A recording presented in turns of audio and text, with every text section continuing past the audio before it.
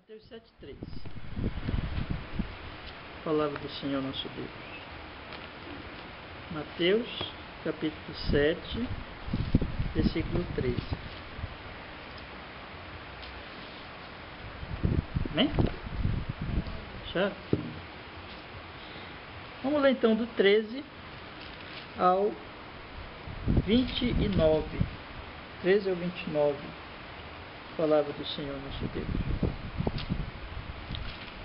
Diz assim a palavra de Deus: Entrai pela porta estreita, largue a porta, espaçoso o caminho que conduz para a perdição, e são muitos os que entram por ela. Porque estreita é a porta, e apertado o caminho que conduz para a vida, e são poucos os que acertam com ela.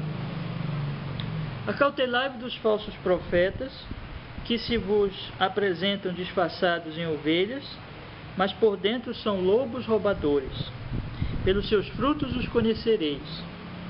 Colhe-se porventura uva dos espinheiros ou figo dos abrolhos? Assim toda árvore boa produz bons frutos, porém a árvore má produz frutos maus. Não pode a árvore boa produzir frutos maus, nem a árvore má produzir frutos bons. Toda árvore que não produz bom fruto é cortada e lançada ao fogo. Assim, pois, pelos seus frutos os conhecereis. Nem todo que me diz Senhor, Senhor, entrará no reino dos céus, mas aquele que faz a vontade de meu Pai que está nos céus. Muitos naquele dia hão de dizer-me: Senhor, Senhor, porventura não temos nós profetizado em teu nome?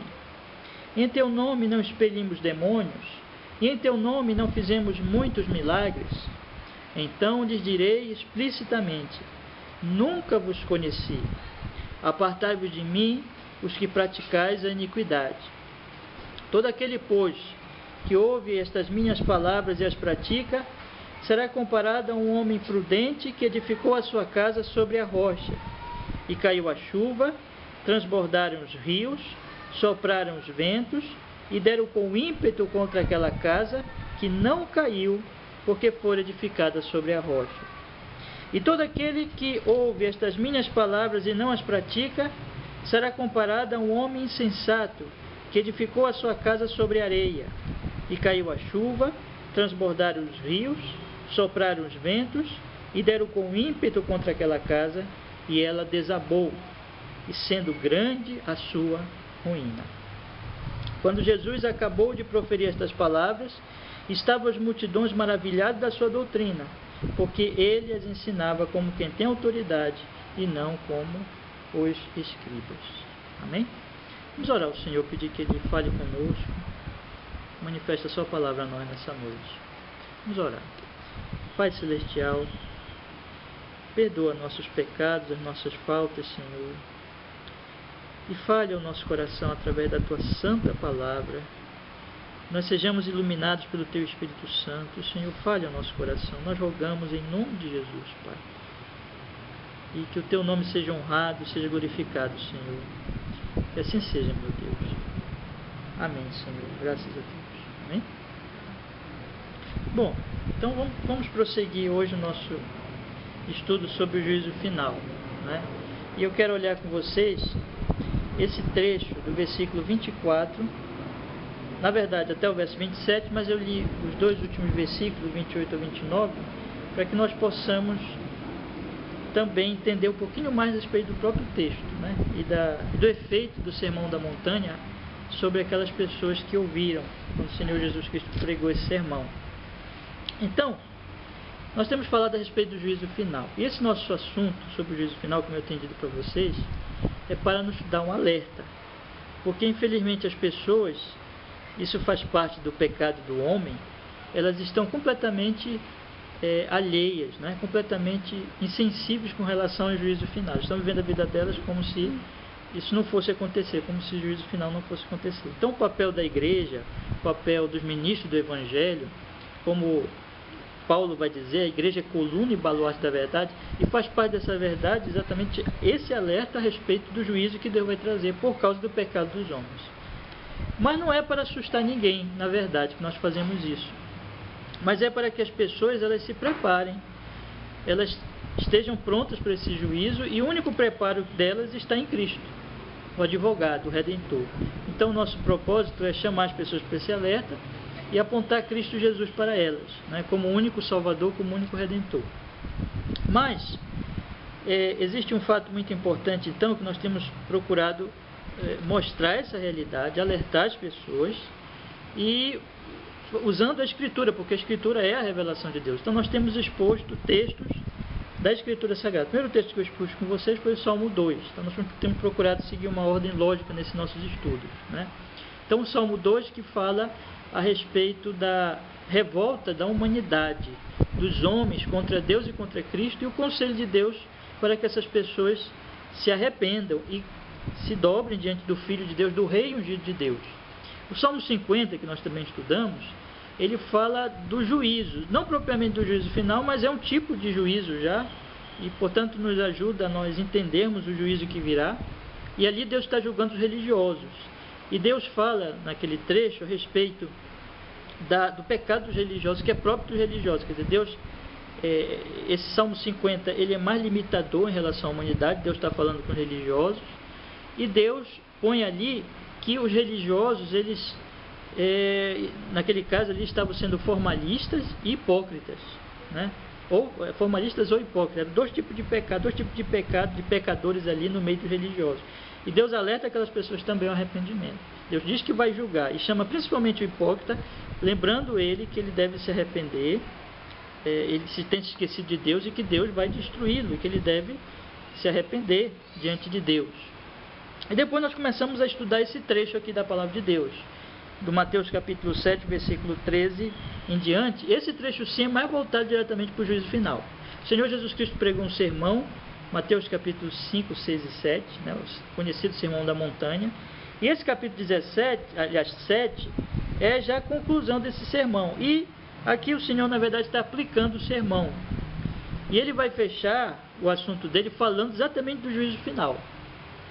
Então ele fala para nós a respeito das duas portas, primeiro aqui nesse trecho, as duas portas dos dois caminhos, uma porta larga, um caminho largo, uma porta estreita, um caminho estreito. Ele mostra para nós que poucas são as pessoas que acharam essa porta estreita e que seguem esse caminho estreito, né? E muitos estão na porta larga, entrando pela porta larga e seguindo o caminho largo. E aí nós estudamos já que essa porta é Cristo. Existe uma necessidade então de arrependimento, por isso que é estreita, precisa deixar o pecado e seguir uma vida de santidade pelo poder da graça de Deus até o final, né? Até, como diz a palavra de Deus aqui, conduz para a vida, né? Então esse é o caminho da santidade, do arrependimento, da fé em Jesus, da verdadeira vida cristã, que é uma vida estreita. Enquanto que a larga não, vai com toda a bagagem de pecado e muita gente vai junto. Mas existe uma dificuldade, Jesus deixa claro aqui, de encontrar essa porta estreita, por causa do próprio pecado dos homens. Mas essa dificuldade ela se torna maior por causa dos falsos profetas. Por isso que Jesus então começa a falar também dos falsos profetas. Que eles são tão perigosos porque eles não vêm como falsos profetas, mas eles vêm como lobos disfarçados de ovelhas. Eles vêm como pessoas que são ovelhas de Cristo Jesus, né? Eles vêm como ovelhas de Cristo, disfarçados, são lobos disfarçados. Então por isso que eles são tão perigosos. Eles ficam na próxima porta estreita, desviando as pessoas, fazendo com que elas não entrem na porta estreita, mas sigam para a porta e o caminho largo. Jesus disse que a única maneira de nós descobrirmos a falsidade dele, desmascararmos, é através do fruto. Por quê? Eles usam uma máscara, mas o fruto mostra o que eles são realmente por natureza, como eu já falei para vocês. O fruto é uma espécie de janela da alma. Então Jesus diz que nós devemos olhar para o fruto, que eu já estudei com vocês também, que é a pregação, o ensino de um homem e a vida dele também. Então Jesus diz que pelos frutos nós conheceremos. Só que esta pregação e esta vida, este ensino só vai poder ser desmascarado, ou nós só vamos poder fazer a diferença entre o fruto bom e o fruto mau se nós usarmos a palavra de Deus, que é luz para nós. E aí nós começamos então a estudar também que Jesus vai avançando no argumento dele E ele mostra que, na verdade, o perigo dos falsos profetas está em que os homens amam a mentira. Existe a realidade do auto-engano. Os homens gostam da mentira, amam a mentira.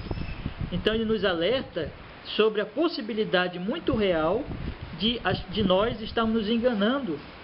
Então ele fala assim: nem todo que me diz Senhor, Senhor entrará no reino dos céus, mas aquele que faz a vontade de meu Pai que está nos céus. Jesus está falando do auto-engano. Tem gente que chama Jesus de Senhor, mas não tem realmente Ele como Senhor na sua vida. Lembra que o apóstolo Paulo disse, eu li com vocês já?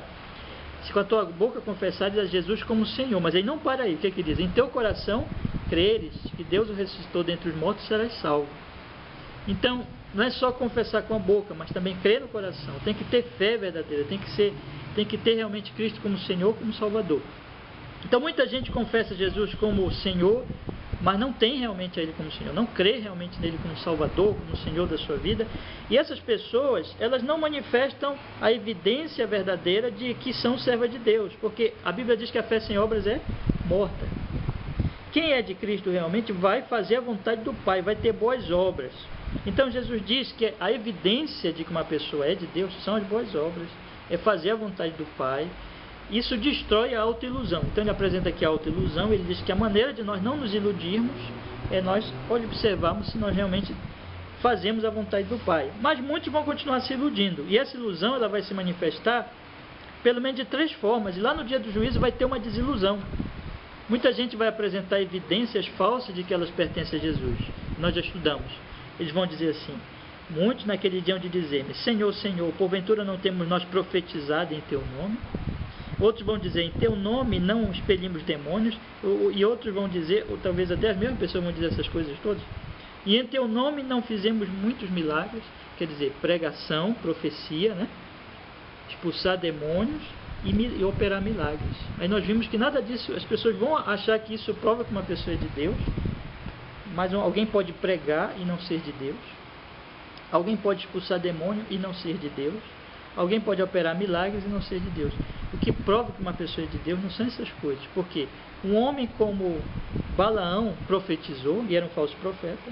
Um homem como Judas expulsou demônios e operou milagres e foi o quê? Um traidor de Cristo. Mas o que prova que uma pessoa realmente é de Deus é se ele faz a vontade de Deus. Por isso que essa ilusão, ela se manifesta nessas falsas evidências. Mas Jesus está deixando claro, não se deixe iludir, mas destrua essas falsas evidências pela verdadeira evidência, que é obedecer a Deus. Quem obedece a Deus é porque é de Deus, se não obedece não é de Deus. Por isso que lá o Senhor vai descortinar tudo isso no dia do juízo e vai lhes dizer explicitamente, ali vai ser o dia do explícito, em que os enganos vão desaparecer. Ele vai dizer, nunca vos conheci, apartai-vos de mim os que praticais a iniquidade. Naquele dia então, ele vai esclarecer que essas pessoas não são de Deus. Por isso que é importante nós avaliarmos agora se nós realmente temos o fruto de Deus na nossa vida, se nós já estamos realmente convertidos, né? Sobre essas coisas eu falei para vocês. Esse auto-engano é uma coisa muito perigosa, e Jesus nos mostrou que nós podemos destruir esse auto-engano por essa evidência. Temos sido santificados, temos sido obedientes a Deus. A nossa fé cristã, ela se mostra nas obras. O fato de nós dizermos Senhor se mostra na realidade de Ele ser o nosso Senhor. Como Jesus vai dizer, por que me chamais Senhor, não fazeis o que vos mando? Ter Ele como Senhor é fazer o que Ele manda. Ele é o nosso Senhor, Ele é o nosso Deus. Então isso tudo mostra realmente que uma pessoa é de Deus. Então eu quero conversar um pouco com vocês hoje sobre o último trecho, né? Que vai do versículo 24 ao versículo 27. Eu li os 2 últimos versículos para nos ajudar a entender esse trecho.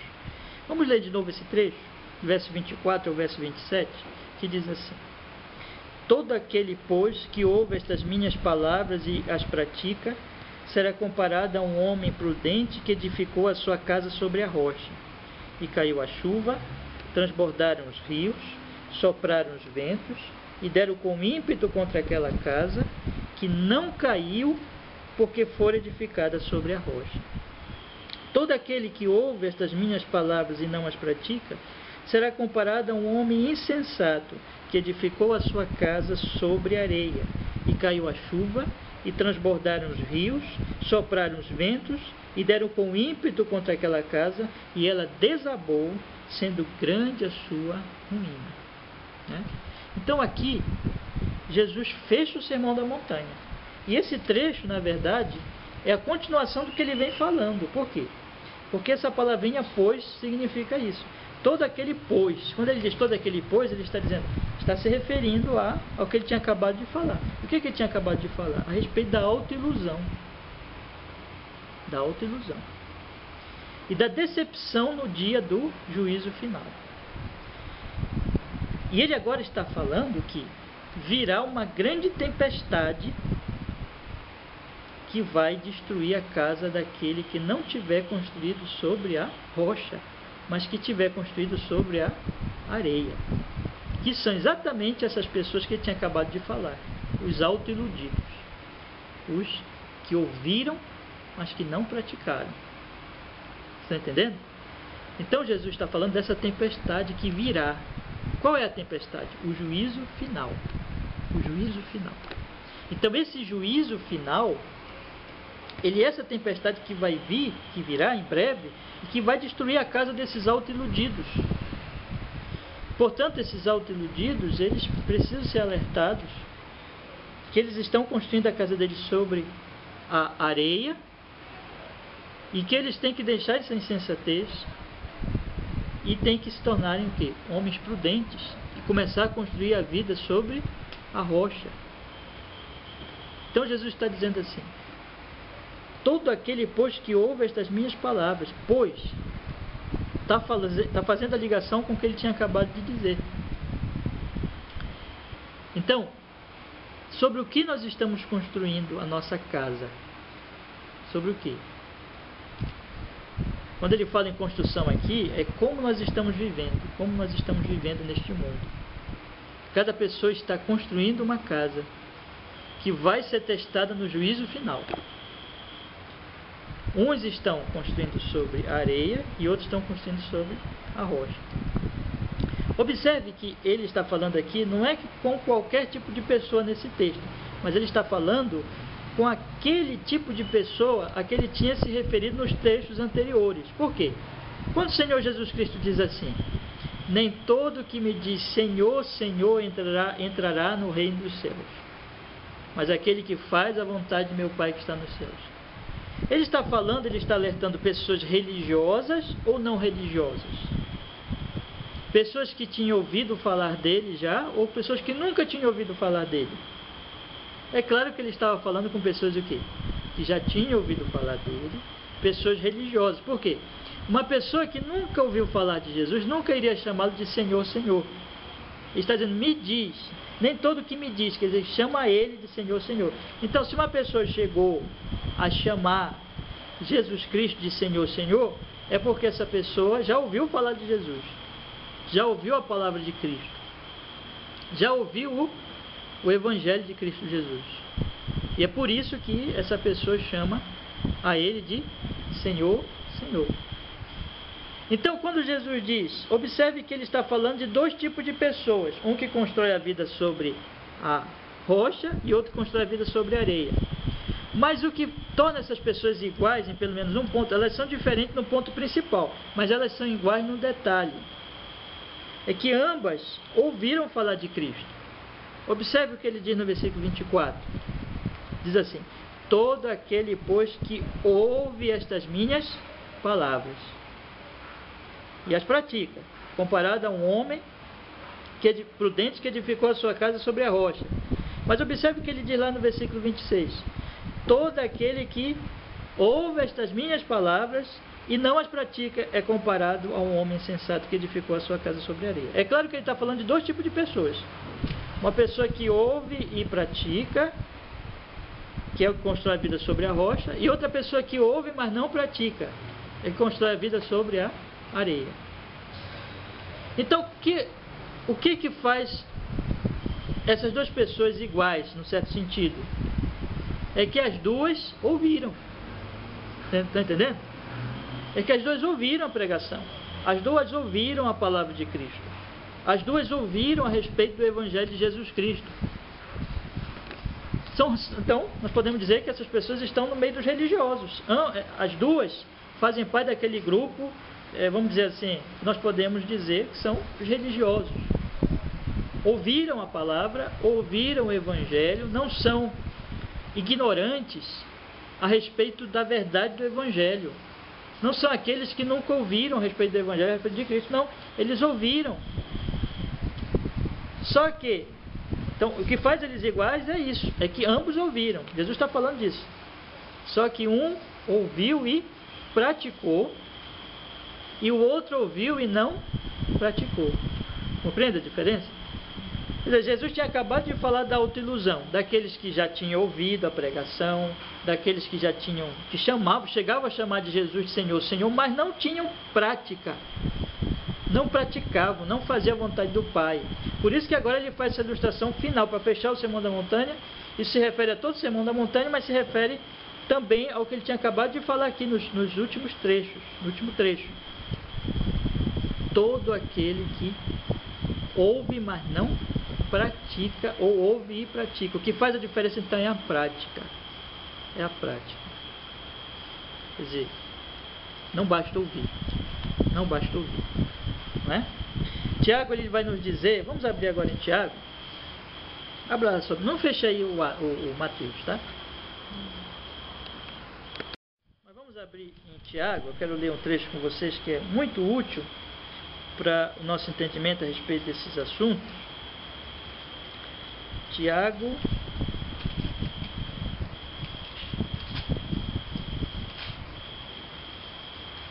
capítulo 2, versículo 14.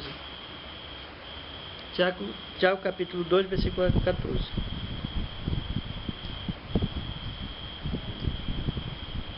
Meus irmãos, qual é o proveito se alguém disser que tem fé, mas não tiver obras? Pode acaso semelhante fé salvá-lo? Se um irmão ou irmã estiverem carecidos de roupa e necessitado do alimento cotidiano, e qualquer dentre vós lhe disser, ide em paz, aquecei-vos e fartai-vos, se contudo lhes dá o necessário para o corpo, qual é o proveito disso? Assim também a fé, se não tiver obras, por si só está morta. Mas alguém dirá, tu tens fé e eu tenho obras, mostra-me essa tua fé sem obras, e eu com as obras te mostrarei a minha fé. Então o que Tiago está dizendo aqui é que a verdadeira fé se manifesta nas obras. Tiago não está aqui ensinando a salvação pelas obras, contrariando o apóstolo Paulo, de jeito nenhum. Paulo diz que a salvação é pela fé independente das obras, né? E Tiago não está dizendo o contrário aqui, que as obras ajudam na salvação, não. Mas o que ele está dizendo é que as obras mostram que a fé é verdadeira, que a fé é viva, né? Que a fé ela é real. Como um morto, ele não está vivo, né? Ele está morto, então ele não se mexe, ele não levanta os braços, ele não pisca os olhos, ele não anda, ele não tem nenhum movimento. Mas a pessoa viva não, a pessoa viva se movimenta, a pessoa viva respira, a pessoa viva pisca os olhos, anda para lá, para cá, levanta os braços. Então a fé, quando ela é viva, quando ela é real, ela tem obras, ela tem movimento. Por isso que Jesus vai dizer, nem todo que me diz Senhor, Senhor, entrará no reino dos céus, mas aquele que faz a vontade do meu Pai que está no céu. Não é que você vai, por você fazer a vontade de Deus, que você vai para o céu. Que a salvação é pela graça, mediante a fé, né? É por Cristo. Mas se você tem fé, você é santificado, você é transformado, você passa a viver uma vida santa, você passa a fazer a vontade de Deus. Então o que Jesus está alertando o tempo todo, inclusive nessa ilustração das duas casas, dos dois construtores e dos dois terrenos, que é isso que ele está falando, é que ele está dizendo que existe a fé viva e a fé morta. Tiago ele vai usar aqui o exemplo de Abraão, que ofereceu o seu filho Isaque no altar. Ele vai mostrar isso, que ele mostrou que a fé dele era verdadeira pelo aquele ato. Quando nós lemos lá no livro de Gênesis, nós vemos isso. Vários atos de fé de Abraão. Eu já estudei isso aqui com vocês no nosso estudo de Gênesis. Vocês estão lembrados? Né? Nós estudamos que ele acordou de madrugada. Eu disse para ele, vai e oferece o teu filho no lugar que eu vou te dizer. Ele acordou de madrugada, preparou a lenha, chamou os seus empregados, tomou seu filho, caminhou 3 dias, até chegar, avistou o lugar de longe, disse para os seus servos que ele ia voltar com o rapaz, e Hebreus diz que ele acreditava até que Deus ia ressuscitar o seu filho, porque aquele era o filho da promessa, e ele foi, preparou o altar, Antes disso ainda profetizou para o filho que Deus ia dar o cordeiro para o holocausto, né? Isso é uma referência também ao próprio Cristo ali. E preparou, chegou no lugar, preparou o altar, colocou a lenha, preparou o altar, fez tudo e amarrou o filho, colocou o filho para ser sacrificado, tomou o cutelo, e nessa hora que ele toma o cutelo, Deus diz: não faças isso, não faças mal, porque agora tu mostraste, né, que temes a Deus. Ele mostrou que a fé dele era verdadeira. Todos aqueles atos eram atos de fé. Não é que Abraão foi salvo por aqueles atos. Abraão foi salvo pela graça, como todos nós. Mas quem realmente foi salvo, quem realmente crê, é uma pessoa que obedece a Deus. Vocês estão entendendo? Por isso que existe uma diferença fundamental entre o autoiludido, que é o religioso hipócrita, e o verdadeiro cristão, o verdadeiro homem de Deus, mulher de Deus, o verdadeiro filho de Deus, que é a prática. A prática. Vamos, então, observar a diferença em Mateus 7. Vamos olhar Mateus 7 de novo e vamos observar que o Senhor Jesus Cristo, ele diz assim: Mateus 7, 24: todo aquele, pois, que ouve estas minhas palavras e as pratica, será comparado a um homem prudente, que edificou a casa sobre a rocha. Lá no versículo 26 ele diz: todo aquele que ouve estas minhas palavras e não as pratica, será comparado a um homem insensato que edificou a sua casa sobre a areia. O que faz a diferença? Ambos ouvem, ambos ouviram a pregação, ambos ouviram a palavra, mas o que faz a diferença entre eles é o quê? Um pratica e o outro não pratica. Um é o autoiludido, de que ele tinha acabado de falar, que não pratica. Ouviu, mas não pratica. Apenas diz: Senhor, Senhor, mas não pratica.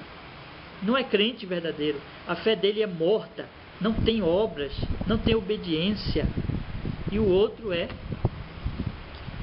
crê realmente. Não é autoiludido, é verdadeiramente crente. Confiou no Senhor Jesus Cristo para a remissão dos seus pecados, se arrependeu dos seus pecados genuinamente, voltou-se para Deus em arrependimento e fé, e esse passa a viver uma vida de obediência. Pratica. Essa prática, então, é a construção da vida. Jesus vai dizer então isso. Isso nos ajuda um pouco mais quando nós lemos outro texto paralelo a esse que está em Lucas 6, verso 46. Vamos fazer a leitura. Não feche Mateus, tá bom? Mas leia comigo. Põe o seu dedinho aí no Mateus, mas leia comigo também Lucas, capítulo 6, versículo 46. Lucas, capítulo 6, versículo 46. Olha o que Jesus Cristo diz. Olha o que ele diz: por que me chamais Senhor, Senhor, e não fazeis o que vos mando? Observe que a ênfase sempre o quê? Fazer o que ele manda. Porque fazer o que ele manda mostra que a pessoa realmente é crente. A pessoa que diz Senhor, Senhor, olha, ele é o Senhor, estou chamando ele de Senhor. Ele diz: você me chama de Senhor. Ora, existe o Senhor e o servo. O que se espera? Que o servo obedeça ao Senhor. Que o servo sirva ao seu Senhor. Que o servo cumpra os mandamentos, as ordens, as determinações do seu Senhor. Mas Jesus diz: existem muitos que me chamam Senhor, Senhor, mas não fazem o que eu mando. Entendeu? Autoilusão, hipocrisia, mentira. Por que me chamais Senhor, Senhor, e não fazeis o que eu vos mando? Isso não adianta nada. Isso mostra a falsidade da confissão. A pessoa está confessando, está professando com os lábios, está dizendo com a boca, né? Está dizendo com as suas palavras, mas ela está dizendo outra coisa com a sua prática. Ela está dizendo que, na verdade, Jesus Cristo não é o Senhor da vida dela. Por que você me chama o Senhor, Senhor, e não fazeis o que eu vos mando? Verso 47, ele diz assim. Ali repete o mesmo trecho lá, só que aqui Lucas nos dá mais algumas luzes para nós entendermos o texto de Mateus 7, quando ele diz assim: todo aquele que vem a mim e ouve as minhas palavras e as pratica, eu vos mostrarei a quem é semelhante.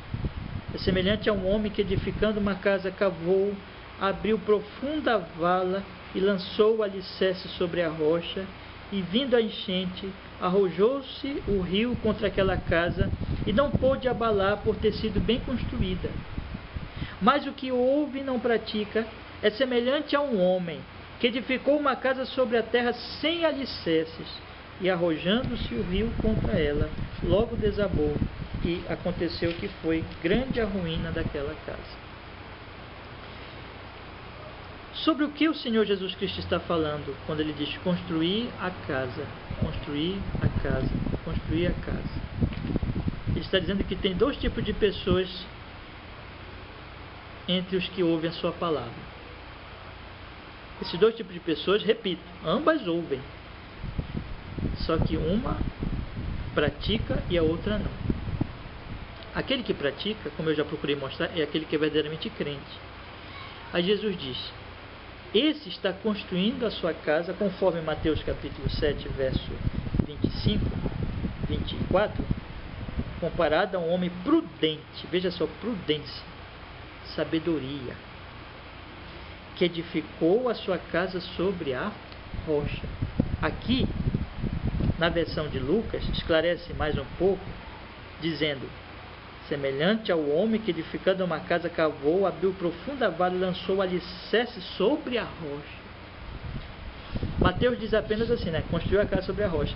Lucas esclarece um pouco mais, dizendo: cavou profunda vala e lançou o alicerce sobre a rocha. O outro não. O outro é chamado de insensato, aquele que não é prudente, que é o crente falso, o crente que ouve, mas não pratica. O homem que não pratica, segundo Mateus, todo aquele que ouve as minhas palavras e não pratica, tem a fé morta. Este é semelhante a quê?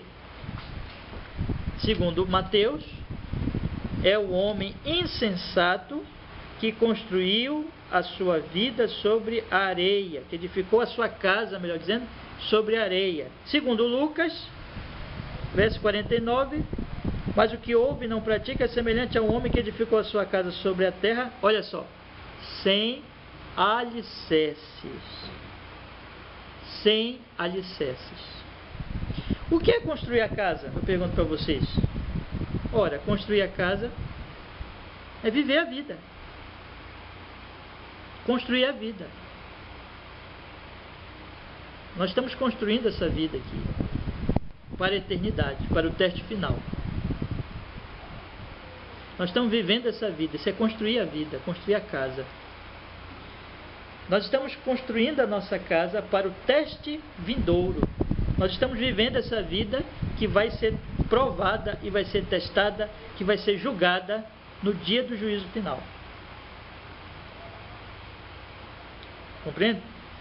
Então, construir a casa é viver esta vida, que é a maneira como eu estou vivendo, o que eu estou crendo, como eu estou vivendo, o que eu estou praticando. Eu estou construindo a minha vida, estou vivendo a minha vida.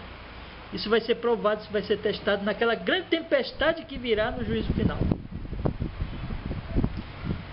Se eu sou uma pessoa que eu estou construindo a minha vida sobre o que estou construindo a minha vida, sobre o que eu construo a minha fé, sobre o que eu construo a minha prática, a minha vida. Se eu sou uma pessoa que estou construindo a minha vida sobre a palavra de Cristo, se eu creio de verdade, quando eu ouço a palavra, eu não sou o ouvinte esquecido, como diz Tiago, aquele que ouve e logo esquece do que ouviu, né? Você não precisa abrir agora não, mas eu vou ler esse texto de Tiago porque ele é muito importante para esse nosso entendimento. Tiago capítulo 2, Tiago capítulo 1, verso 19 diz assim: ouçam bem, sabeis estas coisas, meus amados irmãos, todo homem, pois, seja pronto para ouvir, tardio para ouvir, tardio para falar, tardio para se irar. porque a ira do homem não produz a justiça de Deus. Portanto, despojando-vos de toda impureza e acúmulo de maldade, acolhei com mansidão a palavra em vós implantada, a qual é poderosa para salvar a vossa alma. Ele fala parecido com Paulo, quando Paulo diz que a palavra de Deus, diz a Timóteo, né? Que a palavra de Deus dá sabedoria, né? Para a salvação. Não é isso? A verdade do Evangelho vem através da palavra, da Escritura, da pregação da Escritura. Só que ele diz assim: a palavra está implantada em vós, a qual é poderosa para salvar vossas almas. Tornai-vos, pois, praticantes da palavra e não somente ouvintes, enganando-vos a vós mesmos.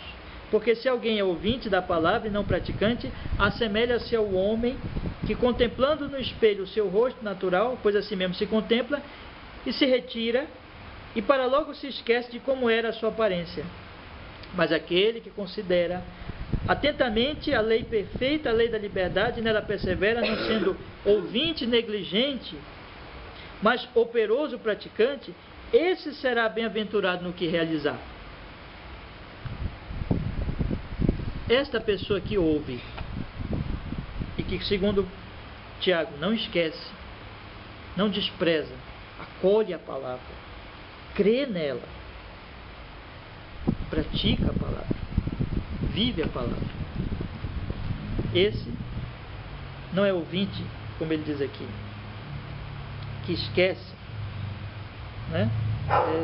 Se alguém ouvinte a palavra e não é praticante, semelha-se ao homem que contempla no espelho o seu rosto natural, pois assim mesmo se contempla e se retira, para logo se esquece de como era a sua aparência. Aquele que considera atentamente na lei perfeita, a lei da liberdade, nela persevera, não sendo ouvinte negligente, mas operoso praticante, esse será bem-aventurado no que realizar. Então aquele que ouve, aquele que acolhe, aquele que crê, aquele que recebe pela fé a palavra e se entrega a Cristo de todo o seu coração, confia nele como seu Senhor, como seu Salvador, se arrepende dos seus pecados, passa a odiar o pecado e passa a viver para Deus, porque ele ama a Deus, Deus é o Senhor da vida dele, e a fé opera essa obra, essa prática na vida dele. O que esse homem está fazendo? Ele é aquele homem prudente, que está construindo a sua vida, a sua casa, sobre a rocha. Ou como diz Lucas, que cavou vala profunda, não é? Lendo aqui de novo Lucas, capítulo 6, a linguagem de Lucas é muito interessante. Deixa eu ler de novo aqui, quando ele diz assim: semelhante ao homem que, edificando a sua casa, cavou, abriu profunda vala e lançou o alicerce sobre a rocha. Olha só, profunda vala e lançou o alicerce sobre a rocha. Essa linguagem toda, cavou, abriu profunda vala, sobre, não é qualquer terreno não, mas sobre o terreno firme, que é a rocha. Isso mostra o quê? Que aquele homem que ouve a palavra de Cristo, que crê na palavra de Cristo, que segue a Cristo genuinamente, verdadeiramente, o que ele está fazendo? Ele está construindo a sua vida, ele está construindo a sua casa sobre a base mais segura que existe no universo. Amém? Estão entendendo? Por isso que ele é prudente. A palavra de Cristo é firme, é verdadeira, porque é a palavra de Deus. Todo aquele que ouve estas minhas palavras, Jesus é a rocha, o Evangelho é a rocha, a palavra dele é a rocha, ele é o verbo, ele é a palavra, ele é a rocha. De maneira que prudente é aquele, é como um homem qualquer. Vocês imaginam qual é a linguagem bíblica, né? Se vocês tomarem um homem que este homem ele não pensa como ele vai construir a casa dele, ele constrói a casa dele aí. Ontem até estava conversando até com o Roberto, né? Aí passamos ali numa construção que algumas pessoas têm comentado, têm dito que está em risco de desabar, né? E aí eu comentando com o Roberto me disse assim: não, mas Júnior, o que importa é o que está lá por dentro, não a aparência externa, né? mas é o fundamento, a fundação. E é verdade. O que importa é como está a fundação, a base da casa, sobre se o terreno é verdade, é firme, se o alicerce é bem feito, se a vala é profunda, e é tudo isso que Jesus está falando aqui. Não existe nenhuma rocha mais firme que a palavra de Deus. É por isso que as pessoas, elas comentam o que está no final do capítulo. Vamos ler o final do capítulo, versos 28 e 29 de Mateus 7. Leia aí comigo, olha o que a Bíblia diz. Quando Jesus acabou de proferir estas palavras, estavam as multidões maravilhadas da sua doutrina, porque ele as ensinava como quem tem autoridade, e não como os escribas. Olha só, quando Jesus acabou de pregar, de anunciar o Sermão da Montanha, aquelas pessoas ficaram maravilhadas. Por quê? Porque era diferente dos escribas. Porque os escribas, aqueles homens doutores da lei, intérpretes da lei, líderes religiosos daquela época, professores da religião naquela época, eles só faziam falar do que os outros já tinham falado. Eles não falavam como Jesus, que dizia: eu porém vos digo. Jesus falou como Deus, como autoridade. Ele não dizia outro falou, ele dizia: eu vos digo, eu vos digo. Em verdade vos digo. Ele falava com autoridade divina, porque ele é Deus. É maravilhoso a gente entender isso, né? A palavra dele é autoridade.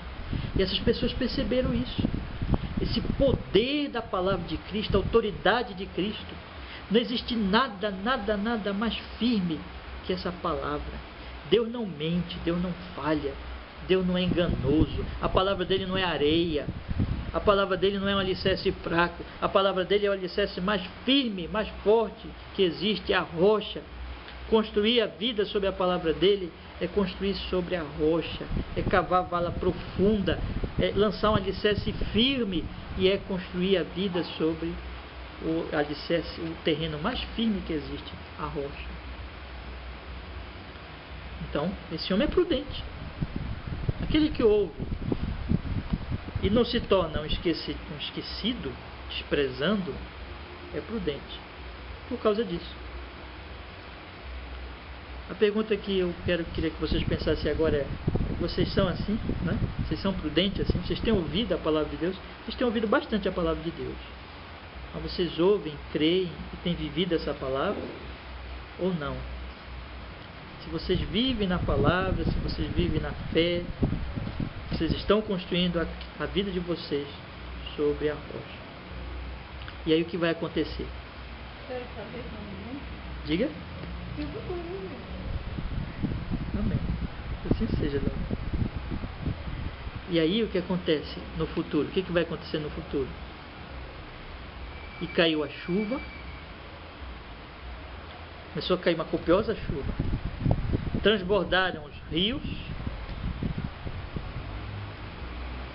sopraram os ventos e deram com ímpeto contra aquela casa. O que aconteceu com ela? Não caiu. E ele explica por quê. Porque fora edificada sobre a rocha. Então, o homem que constrói uma casa firme, não quer dizer que não possa vir nunca uma tempestade sobre a casa dele. A tempestade, ela vem e ela é, como a gente pode dizer assim, democrática, né? Ela é para todos. Ela vem para todos. Ela vem sobre uma casa e sobre outra casa também naquela região. Ela cai sobre todas as casas de uma região. E ela cai sobre a casa também do homem que constrói sobre a rocha. Só que não cai. Qual é essa tempestade? Nessa vida nós temos muitas tempestades em termos morais, em termos espirituais, além das tempestades físicas. Mas é claro que Jesus não está falando aqui de tempestade física, da chuva mesmo, do vento mesmo. Ele está ilustrando. Nessa vida nós temos muitas tempestades. Isso pode se aplicar naturalmente a essas tempestades também. Mas a ênfase de Cristo, o que Jesus está falando aqui, não é dessas tempestades mesmo dessa vida, não. Ele está falando das tempestades, da tempestade das tempestades. Ele está falando do dia do juízo. Ele está falando do dia do terror para os ímpios. Ele está falando do dia da prestação de contas. Ele está falando do dia do qual o Apocalipse diz que os livros serão abertos e cada obra vai aparecer, como ele vai dizer, disse, acabou de falar no verso 23, então lhes direi explicitamente. Ele está falando daquele dia em que todas as máscaras, todas as cascas, toda aquela coisa de jogar para debaixo do tapete não vai adiantar. Ele está falando daquele dia em que aquele que conhece mente e corações, que sonda profundamente, será o nosso juiz. Ele está falando daquele dia em que tudo vai ficar claro diante daquele que sabe todas as coisas. Quer dizer, já está claro, mas que vai se manifestar com a clareza com que ele já vê hoje, naquele grande dia em que ele vai nos julgar e ele vai dar a cada um segundo as suas obras. Essa é a tempestade maior e mais terrível que o ser humano pode passar. Porque a Bíblia diz que o nosso maior problema, a Bíblia mostra que o nosso maior problema não é a doença, não é um furacão, não é uma tempestade dessa que vem sobre a tempestade do tempo mesmo, né? Não é uma guerra, não é uma catástrofe natural, não é nada disso. Nosso maior problema é Deus. Quando Adão e Eva pecaram, o que eles fizeram imediatamente? Eles perceberam que o maior problema deles agora era quem? Deus. Eles ganharam o pior inimigo que alguém pode ter. Quem é? Deus. Deus é o pior inimigo que alguém pode ter. É o pior inimigo que o diabo, que os problemas da vida, que qualquer coisa. O grande pregador do passado, né, Jonathan Edwards, ele pregou um sermão: pecadores nas mãos de um Deus irado. O povo antigamente pregava assim. E quando ele acabou de pregar, o sermão dele causou um grande impacto nos ouvintes. Mas é isso. O dia da prestação de contas com o Santíssimo Deus, que não pode ver pecado. Ele é tão santo, tão puro de olhos, que não pode contemplar imundície. E o que é que nós somos? Só pecado, só imundície. Agora me digam, se alguém pode enfrentar esse juízo sem Cristo, sem a rocha, pode? Não. Apenas com o Redentor, apenas com o Salvador é que alguém pode estar preparado para esse dia do juízo. Vocês estão entendendo isso? Ele morreu na cruz por pecadores como nós. É por isso que eu quero exortar vocês: creiam em Jesus, apenas nele, para estar preparado para esse dia. Confiem nele. Confiem nele. A graça dele é que pode redimir a cada um de vocês, salvar, purificar dos pecados, justificar e santificar, para que naquele dia, nele, na rocha, a tempestade não venha para nos destruir, para que naquele dia a nossa casa não venha o quê? Cair. Amém? Está entendendo o que Jesus está falando? A casa vai estar firme, porque Ele é o sustentador, Ele é o Redentor. Aqueles por quem Ele morreu não serão destruídos. Aquele que crê em mim, mesmo que morra, viverá. Não entre em juízo, passou da condenação para a vida. Graças a Deus. Está em Cristo. Prudente, por isso que prudente é o homem que confia em Cristo, confia nele. Confia no Redentor, confia no Salvador, só nele. Por isso que a Bíblia diz que esse é prudente. Quer dizer, a rocha é Ele, o Redentor é Ele, a palavra é Ele, a verdade é Ele, o Evangelho está nele, é nele, a salvação é Ele, a preparação para esse juízo vindouro é Ele. Por isso aquele que ouve, não faz ouvido de mercador, mas ouve, crê, confia nele, se arrepende. Esse está edificando a sua vida sobre a rocha. E Cristo é o único que pode nos sustentar naquele dia. Imagine que Ele é o próprio juiz, né? Ele que vai julgar, e Ele é o Salvador do seu povo eleito. Imagine que essa é a realidade. Por isso que prudência, a mais absoluta, o exemplo da maior prudência que pode existir, o que é? É crer nele, é confiar nele. Então confiemos nele, nos arrependamos do nosso pecado confiando absolutamente nele, apenas nele como nosso Salvador. Mas o outro lado é real também, não é? Existem aqueles que ouvem e não creem. Não creem. Por isso ele diz no verso 26, ele diz no verso 26, e todo aquele que ouve estas minhas palavras, olha agora a linguagem dele, e não as pratica. Ouve, mas Tiago diz, o ouvinte esquecido, que é como que olha-se no espelho, mas logo esquece a sua aparência. Tem gente assim, ouve a pregação, mas não crê, não se arrepende, não, e portanto não pratica, porque a fé dele é morta. Ele ouve a respeito de Jesus, ele ouve a respeito do Redentor, ele ouve a respeito do Evangelho, mas ele não crê. Esse é o cúmulo, é o homem que vive no cúmulo da imprudência.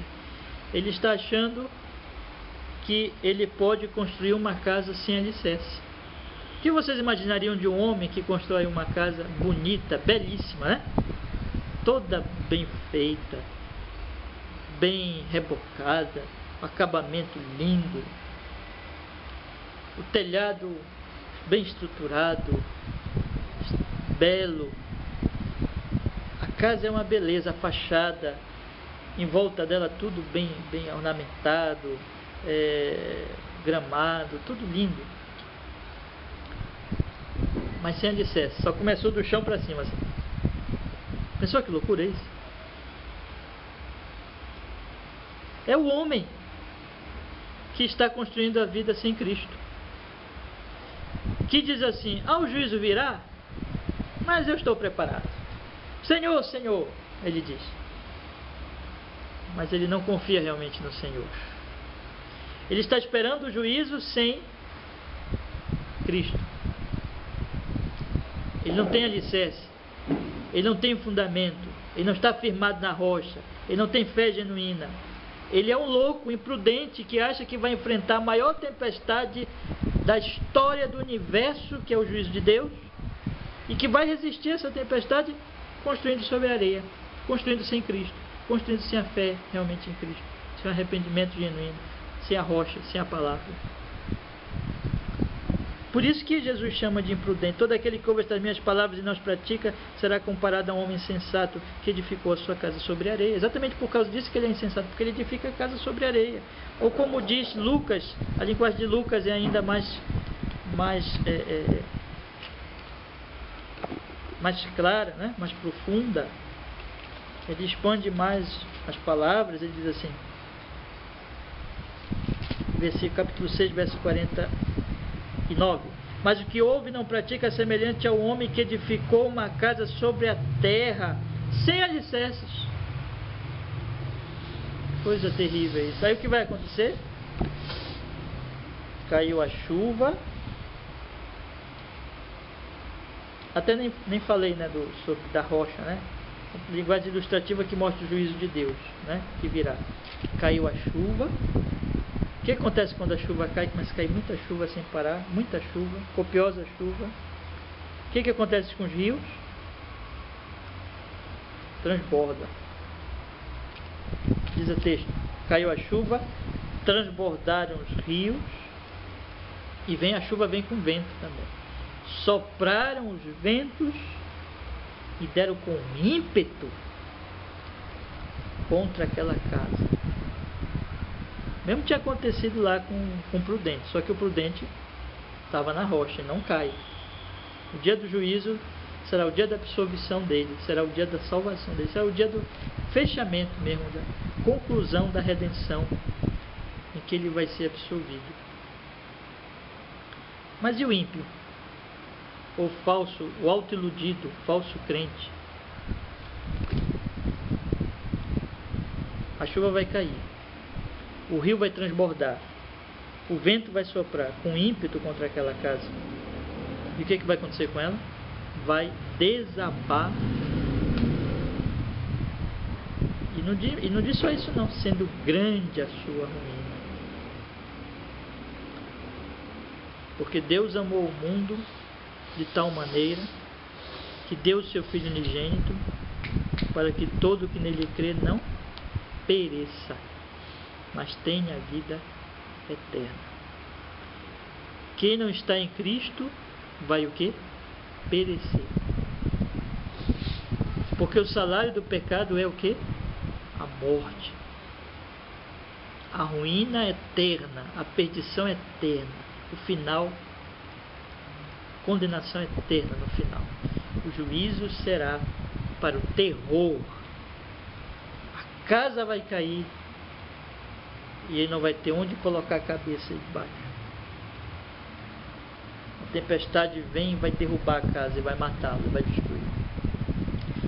Numa hora de chuva, o que a gente pensa mais em fazer quando começa a formar aquela chuva, que nós estamos assim na rua, começa a formar a chuva e começa a dar aqueles barulho de trovão, relâmpago e trovão, o que nós pensamos logo? Procurar o quê? Eu ficava logo então, uma casa. Exatamente, uma casa, né? Procura um abrigo, procura um telhado, procura colocar a cabeça debaixo de algum lugar. Só não põe debaixo de árvore, porque a árvore é pior, né? Os especialistas dizem, né? Chama o raio. Mas se proteger num abrigo verdadeiro. Agora imagine uma pessoa que se protege debaixo de uma casa que vai cair debaixo daquela chuva, daquela mesma chuva que ela está querendo se proteger. Que ruína será essa para essa pessoa, não é? Porque a casa, no momento que ela mais precisar, a casa vai desabar e vai matá-la. A chuva junto com a casa vai tudo ser destruído, ela vai perder a vida, não é? É isso que acontece. É isso que vai acontecer no dia do juízo com o autoiludido. Você está entendendo? Ele está construindo a casa dele. Ele é imprudente. Ele não confia realmente em Jesus. Ele diz assim: mas eu vou na igreja, eu chamo o Senhor, Senhor, Jesus é meu Senhor. Pronto. Mas ele não confia realmente, ele não crê realmente, ele não se arrepende de fato. E ele vai construir a vida dele sobre a areia, não sobre a rocha. E ele acredita na loucura e na imprudência dele. Por isso que ele é louco e imprudente. Que quando cair a chuva, no dia do juízo, não, eu estou salvo, eu estou salvo, eu estou salvo. Então por isso que o homem, ele é imprudente, ele é insensato. Por quê? Porque ele constrói a vida sem Cristo. E na hora que ele mais precisar, que ele quiser colocar a cabeça no dia do juízo, cadê a minha casa? A casa vai cair. Então que isso fique de alerta para nós. Nós não podemos nos iludir apenas com a confissão, porque aquele dia do juízo será o dia do explicitamente, será o dia da verdade. Se a nossa... Lloyd Jones, ele prega muito bem sobre esse texto. E ele diz assim, é importante, né, ter o fundamento. E a questão é, o fundamento não aparece, né? Não aparece, mas é a parte mais importante da casa. O nosso coração, ele não aparece, mas o nosso coração ou está em Cristo ou não está em Cristo. Deus sabe. Então que o nosso coração esteja firmado em Cristo Jesus nosso Senhor. Que você não apenas ouça, que nós não apenas ouçamos a palavra, mas creiamos nela, nos arrependamos, pratiquemos, porque a fé vai gerar essa prática. A prática mostra que existe fé. A falta de prática mostra que a fé é morta, portanto inexistente. Nós possamos nos analisar e pensar sobre o que eu estou construindo a minha vida, sobre a rocha ou sobre a areia, sobre a palavra de Cristo ou sobre a mentira do mundo, do pecado e do diabo, sobre a verdade da palavra ou sobre uma autoilusão que não vai me adiantar nada. Que Cristo possa ser a nossa rocha, nós possamos estar firmados sobre a rocha da sua palavra. Amém? Vamos orar então, Senhor. Bom? Amado Deus, Pai que está no céu, obrigado, Senhor, pela tua santa palavra que podemos aqui nesta oportunidade, Senhor, nesta noite estudá-la, meditar um pouco nela. A nossa oração é que o Senhor use essa palavra, ilumine, aplique ao nosso coração e não deixe, Senhor, ninguém se iludir, mas estar firmado na tua verdade, na tua santa palavra. Nós rogamos em nome de Jesus, Senhor, que todos que ouvirem essa mensagem sejam convertidos, sejam trazidos genuinamente para o teu evangelho, o evangelho da verdade, em nome de Jesus. Que assim seja, Senhor. Amém. E amém, Jesus. Graças a Deus. Amém?